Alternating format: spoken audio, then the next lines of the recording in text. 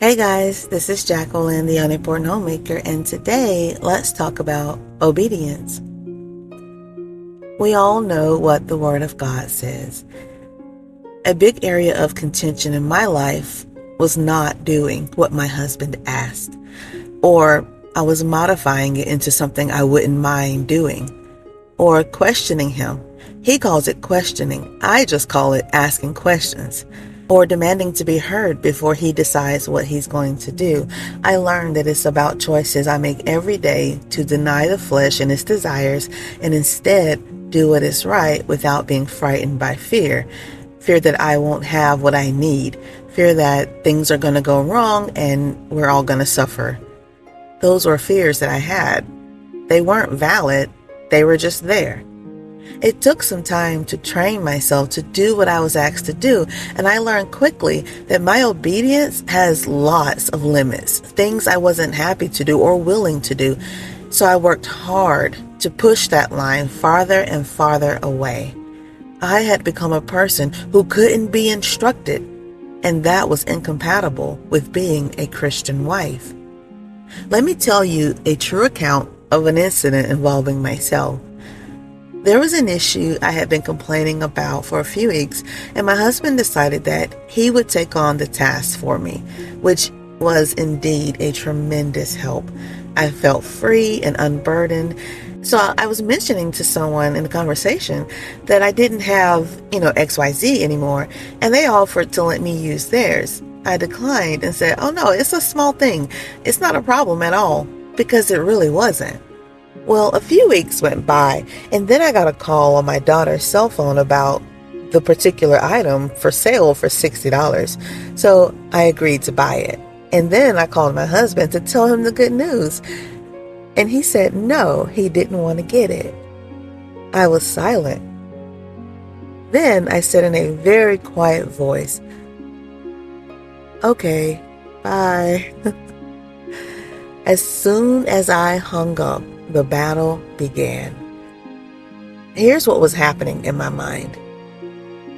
It's $60. I know he got it. I already told her I would get it. She knows I need it. And now I'm going to look stupid for refusing this amazing offer. I hope they don't think we're poor. Jack, he said, no. He is already handling this. He has a whole plan. Yeah, a stupid plan. I'm suffering. I feel like I can't even take care of my family. I should call her back right now before she tells the other person that I'll get it. But, why is he saying no? It's not like I don't have money left in my household account. I could use that. It wouldn't even have to come out of his pocket. It would just simplify things again. But no, he said no, and he's been handling this, and he doesn't need me to rescue him. I haven't had to actually do anything in this regard because he's taking care of it. So why am I getting so upset about this? How can I say it in a text message? That way she won't be able to ask me any questions, and she'll probably just say okay, like she always does when she gets a text. But how to say it? Okay. Brandon says he doesn't want to. No, wait. That'll sound like I want it and he's being mean. How about I say, "Can you get it for me and just hold on to..." Wait, that's not right. I'm not doing that. He already told me to stop committing us to stuff without discussing it with him. But why? This doesn't even concern him. But yeah, it does, because he would have to leave work early to go get it, install it, and I would just watch the whole process. But what's wrong with that? I do tons of stuff he just watches me do. Okay. This is getting into dangerous territory. Let me pray and take captive my thoughts. So I did.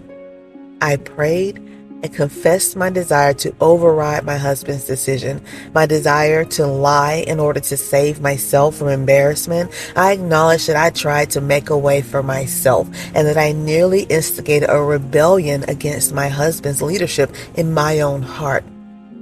I turned my back on those sins and reminded my flesh that I am an obedient wife and I will support Brandon's plans for his family.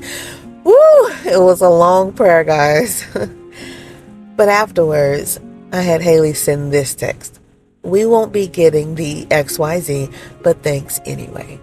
Then I called my husband to tell him I was sorry for being short on the phone earlier and that I was back under control. A few days later, that person came by and was talking about what a great deal it was and how it was too good to pass up and why in the world didn't Brandon want it right in front of him. Because my husband is a gracious man, he didn't respond but just picked up her baby to walk around because she didn't understand that she was questioning a man about running his own household. So I answered and said, he decided he didn't want to go that route, and he's been taking care of this area. He does great. I have nothing to do with it because he takes care of it, and whatever he wants to do is fine with me. Oh, and look at the sweet baby and her pretty shoes. Did you do her hair? And that was it. I didn't have to lie or exaggerate. Nothing. No one knew the intense battle that took place that day in my mind, but I remembered. And I was so thankful I mastered myself. I could have used my power of persuasion to convince him to buy the thing. I could have berated his decision to his face.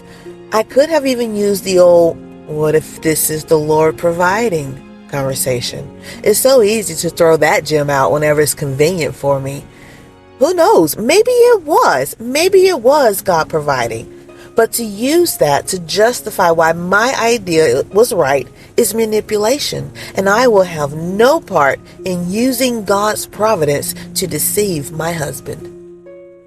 To this day, he hasn't complained once. He hasn't messed anything up, and I haven't gotten in his way. Peace is able to reign because I didn't allow my pride to entice me to sin. I got close, though, which caused me sorrow, especially when I tell you when all of this went down. It was just a few weeks ago, back in May.